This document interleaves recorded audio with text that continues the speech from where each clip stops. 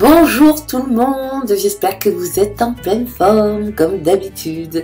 Et bien écoutez, moi je vais très bien. Aujourd'hui je vais vous présenter une vidéo sur un format un peu plus long. Car je vous ai dit il y a quelques jours que je vous préparais une longue vidéo, une vidéo un peu plus longue que d'habitude, pour justement vous transmettre un enseignement d'éveil des consciences. Et oui, c'est mon travail et j'adore mon travail. Je suis Jessica, thérapeute énergétique et enseignante d'éveil des consciences. Et aujourd'hui, je vais vous présenter une vidéo qui sera sur un sujet assez particulier et je pense que ça va vous intéresser, sur le changement intérieur. Nous allons faire plusieurs parties de vidéo car il y a beaucoup de choses à dire. Et là, on va commencer déjà par les ressentis. Comment gérer nos ressentis pour créer ce changement intérieur. Dites-moi si je me trompe. Nous cherchons tous cette sensation intérieure qui s'appelle la joie. Vous êtes d'accord avec moi? Vous n'allez pas me dire le contraire. Eh ben oui, mais qu'est-ce que c'est la joie? Comment on peut garder cette émotion?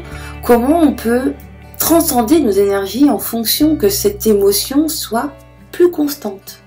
Bien sûr, ça va juste nous faire un peu de bien. Ça s'appelle le bien-être, la joie. Vous savez quoi?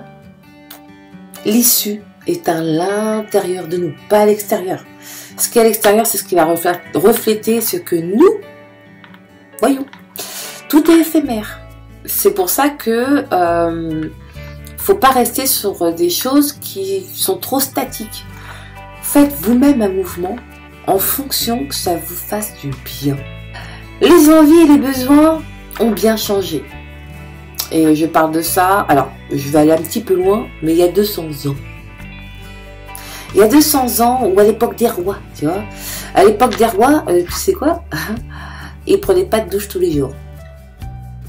Ils mangeaient pas de viande tous les jours. Ils n'avaient pas du tout le même confort qu'on a aujourd'hui dans une vie justement moderne. Ok? Le changement a été très varié. On a vécu énormément de changements. C'est ce qui nous fait perdre nos repères en fait. Parce que nos repères humains, on va dire les repères primaires, juste l'idée d'avoir faim, vraiment faim, c'est-à-dire devoir chasser ou cueillir pour manger. On n'a plus ça. Maintenant, on va au supermarché et on achète à manger. Ils faisaient ça, le roi, il y a 200 ans? Je crois pas, non. Bon, d'accord, je vous l'accorde. On allait chercher, chasser pour lui et on allait cueillir pour lui. Mais c'est ce qu'on fait. Hein. Nous, on paye, mais on va cueillir pour nous. On va chasser pour nous. Bon, après, les conditions ont évolué aussi. Je ne vais pas parler de ça aujourd'hui, on en parlera plus tard. Mais effectivement, nos conditions de vie nous échappent de notre humain, notre côté humain. En fait, on est fait avec des jambes, des bras, pour cueillir, pour courir et pour se nourrir. Tout simplement. Et donc, qu'est-ce qui se passe dans tout ça? En fait, on a plus la notion de l'agréable, en fait, réellement. C'est quoi l'agréable en fait? Savoir à manger tous les jours?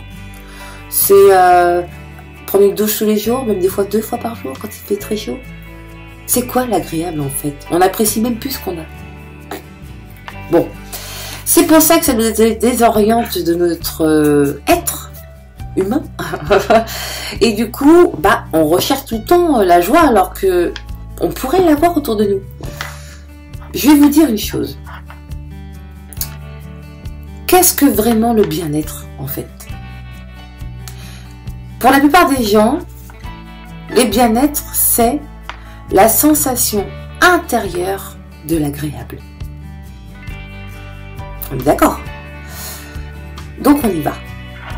Si les sensations de votre corps sont agréables, on appelle ça la santé.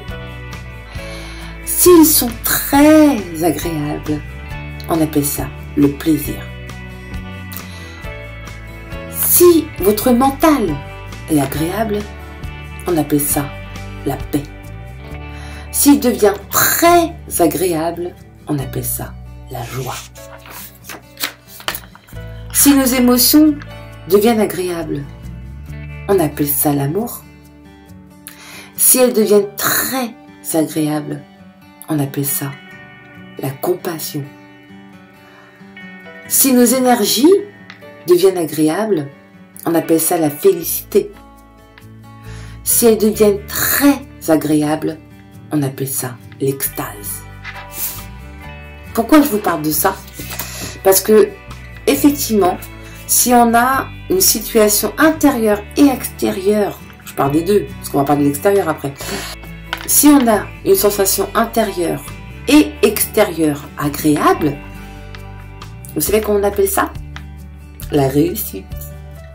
C'est ça l'idée. L'idée, c'est comment atteindre cet état, ces énergies qui tendent vers cette réussite personnelle. Réussite, ça peut être tout et n'importe quoi, mais personnelle. Et bien, c'est ce qu'on va voir aujourd'hui. On va voir comment, justement, nos ressentis vont nous permettre d'avancer dans notre chemin de vie et aussi, qui peuvent aussi nous freiner, mais ce ne sont pas nos émotions, c'est ce que nous en faisons. Est-ce que ça vous est déjà arrivé de passer une journée entière dans un état de félicité, d'agréable? Une journée entière, du matin au soir. En gros, 24 heures d'affilée, en mode nickel quoi. Wouhou, tout va bien. Si oui, vous pouvez me dire quand est-ce que cela vous est arrivé? Dans les deux questions, au niveau des réponses, ça va être compliqué, mais c'est pas grave, c'est pas le but. Le but, c'est pas avoir une réponse. Le but, c'est de créer une prise de conscience par rapport à ça, justement. Oui, ça nous arrive pas. Une journée complète. Alors, une journée complète, sans contrainte, ça n'existe pas à notre époque. Pourquoi? Parce que déjà, tout va très vite. De plus en plus vite. Les émotions avec. Ok? Une simple contrariété petite peut tuer votre journée en mode félicité. Ok?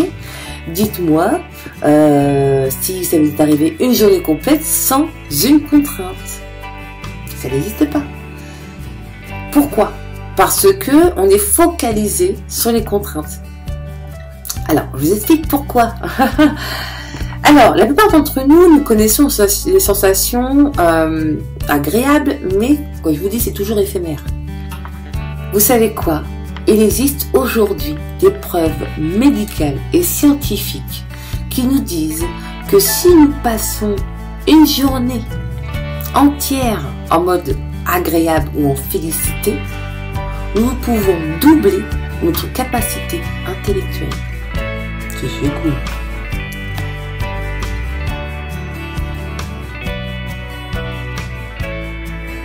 Quand nous ressentons des choses désagréables, des fois ça peut atteindre notre corps. Pourquoi je vous dis ça? Parce que votre corps est votre ami. Quand vous avez une douleur, quand vous avez des problèmes cutanés, autres, en tout cas que votre corps vous parle, parce qu'il vous dit qu'il y a quelque chose à travailler au niveau de vos émotions, la sensation de l'agréable, la félicité que vous ne pouvez pas garder, parce que vous êtes envahi de beaucoup de souffrances que vous avez cristallisées depuis des années. Et à un moment donné, votre corps veut tellement vous transmettre qu'il y a quelque chose qui ne va pas, quelque chose qui vous emmène pas vers le haut, et ben ça se transforme en mal qui dit. Ça s'appelle la maladie. C'est dommage d'en arriver jusque là. Et des fois, parfois, c'est des fois trop tard. C'est tout simplement que votre corps vous donne une alerte sur votre évolution. Vous n'êtes pas dans le bon sens, vous n'êtes pas dans l'amour de vous-même. Vous vous faites du mal. C'est ce que vous dit votre corps. Le mal a dit.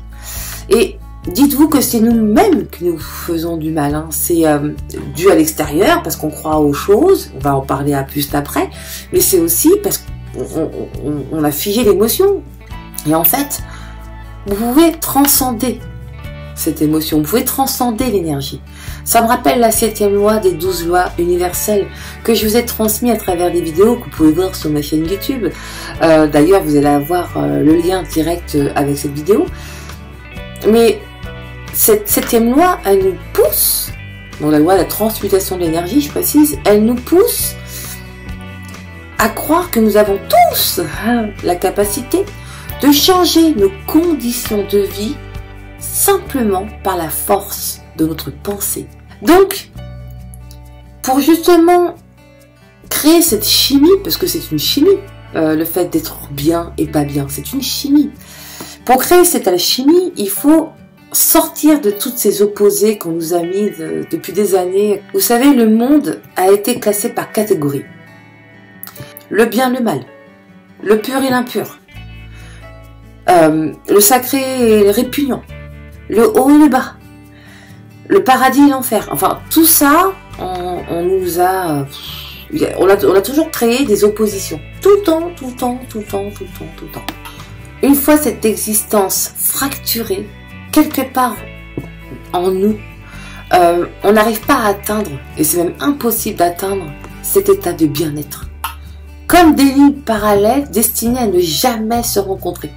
Alors que, si, pour créer un mouvement, un vrai mouvement, il faut justement rencontrer tout. Et nous, on évite. Donc, on s'écarte de nous-mêmes. Qui nous ramène à une autre loi universelle qui est la première, la loi de l'unité. Et oui, le monde physique et social est gouverné par des frontières. Notre monde intérieur n'a besoin d'aucune frontière. Une unité n'a pas de frontières. En fait, notre âme, c'est une unité sans frontières. Dites-vous ça. Mais malheureusement, dans la réalité, c'est comme ça que ça fonctionne. Et c'est ce qui nous déstabilise en tant qu'humain.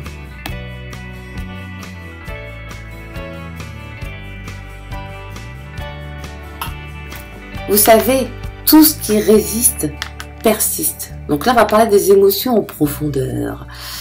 Pourquoi je vous dis ça? En fait, on a tendance à croire que l'émotion, c'est nous. Non, c'est une énergie. C'est l'énergie que nous avons vécue et que nous gardons en nous. C'est le problème. Donc c'est pour ça que je vous dis, résister, c'est persister. Quand on garde une énergie qui n'a plus lieu d'être aujourd'hui, je vous cite un exemple. Petit ou petite, la première fois qu'on vous emmène à l'école, vous vous sentez abandonné. Et ben ça reste. Ça s'appelle la peur de l'abandon. Après, ça va se reproduire avec le premier petit copain. Ça va se produire après. Tant que vous n'avez pas travaillé dessus, ça va revenir mais de plus en plus gros. Et ça va être de plus en plus gênant. L'idée dans cette vidéo, c'est de vous apprendre à vous laisser traverser par vos émotions du passé. Parce que sinon, on va revenir tout le temps et des fois, c'est inutile. On se dit, mais pourquoi ça revient maintenant? Ça n'a rien à voir avec ce que j'ai vécu, en fait, ce que je vis aujourd'hui. Et parce que on a tendance à tout garder. Mon émotion, c'est ma peur, ça va avec, ça m'appartient, alors que ce n'est que une énergie que vous avez ressentie à un moment donné et que vous avez cristallisée en vous et qui va ressortir tant que vous n'avez pas travailler dessus. C'est quoi se laisser traverser? C'est quoi travailler sur l'émotion? Je vous donne un exemple très simple. Dans nos croyances limitantes, on dit que les hommes doivent pas pleurer. Et ben en fait, c'est peut-être très mauvais en fait de garder l'émotion. On ne se laisse pas traverser. Mais à un moment donné, il va falloir qu'il pleure. Parce que sinon, c'est le corps qui va lui dire, qui va lui annoncer qu'il y a le mal qui dit. Vous voyez ce que je veux dire? Si vous ne laissez pas sortir l'émotion, comprendre du coup, dire ouais j'ai envie de pleurer, je pleure, et puis s'il faut que je note des choses, je les mets à l'extérieur de moi. C'est ça, se laisser traverser.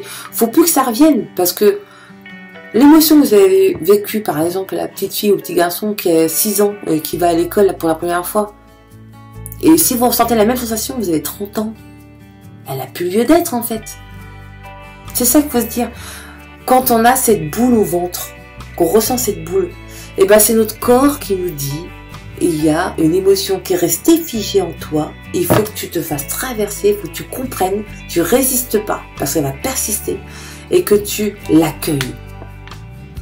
L'accueillir, c'est dire, ok, d'où ça vient, je vais essayer de chercher à comprendre pourquoi je traverse pas cette aventure, ce défi. Qu'est-ce qui bloque? C'est souvent les émotions. Mais c'est pas les émotions qui sont vous, ce sont l'énergie que vous avez donnée à l'émotion. Vous avez compris?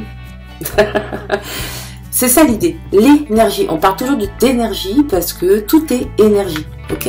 Et une fois que vous allez comprendre comment ça fonctionne, vous allez voir que ça va être beaucoup plus simple pour vous. C'est pour ça que je fais ce métier, c'est l'idée. Parce que moi, j'ai fait beaucoup d'exercices, j'en fais encore, parce que je m'auto-explore. Parce que si je ne sais pas, moi, comment je réagis, comment je peux transmettre les choses. Et grâce à vous, je travaille sur moi. Et j'espère que grâce à moi, je vais travailler sur vous. C'est ça l'idée. C'est d'échanger, de partager. Donc, nous avons tous tendance à garder, ça depuis trop longtemps, des sensations très bloquantes. Vraiment, ça bloque l'énergie en fait. Voilà, la bonne énergie ne peut pas passer s'il y a la mauvaise énergie qui est encore là depuis, il n'y a pas de place. Vous voyez l'idée? C'est ça, garder de la place pour les bonnes énergies et enlever les mauvaises. Mais en les accueillant, en vous disant, ça y est, c'est fini. Je n'ai plus 6 ans et je me sens plus abandonnée. Donc il n'y a plus lieu d'être. Vous voyez l'idée? Rien de négatif au niveau de nos émotions. Dites-vous ça. Vraiment. Il n'y a rien de négatif. C'est une réaction à l'émotion qui va être négative. C'est pas l'émotion en elle-même. L'émotion, elle est juste là pour nous avertir. Vous savez comme quoi votre corps est une alerte. Hein. Vous avez tous eu, moi pareil, et on en aura encore, cette sensation de boule à l'intérieur qui vous noue l'estomac. C'est un message de votre corps. C'est pas quelque chose, juste une fonctionnalité simple. Voilà, c'est votre corps en fait qui vous passe un message, quelque chose qui vous fait mal, qui doit être travaillé, tout simplement.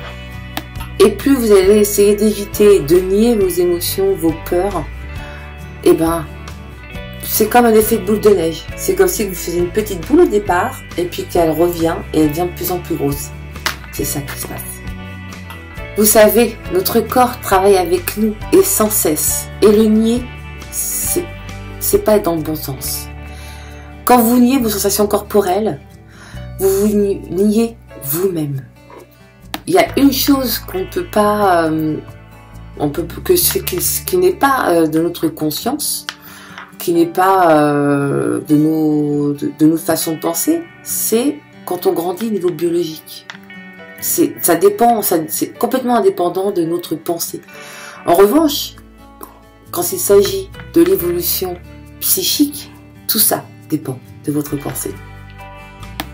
Alors vous allez me dire, oui ok Jess, c'est cool ce que tu me dis, mais je connais pas trop mes douleurs, j'ai pas trop compris pourquoi, je sais pas comment m'auto-explorer. C'est pour ça que justement j'ai mis en place et j'ai travaillé sur énormément d'outils pour vous aider à vous auto-explorer, pour comprendre ensemble par quoi on commence au niveau des douleurs, pour que ce soit efficace. Voilà.